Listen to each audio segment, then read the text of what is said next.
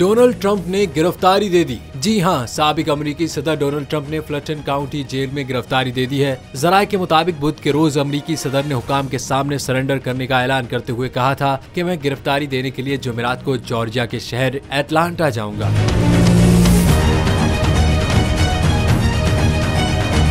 गैर मुल्की खबर रसां एजेंसी के मुताबिक फुलटन काउंटी के शेरिफ ने साबिक अमरीकी सदर डोनाल्ड ट्रंप की उंगलियों के निशानात लिए और फिर डोनाल्ड ट्रंप मुख्तसर हिरासत के बाद जेल से वापस रवाना हो गए, जबकि डोनाल्ड ट्रंप ने $2 लाख के बाउंड भी जमा कराए। साबिक सदर को केस में शरीक मुद्दा, गवाहों या मुतासिरीन को डराने धमकाने से रोक दिया गया है और वो इसके लिए सोशल मीडिया का इस्तेमाल भी नहीं कर सकेंगे। वाज़ेह है कि अप्रैल के बाद से ये डोनाल्ड ट्रंप की चौथी गिरफ्तारी है।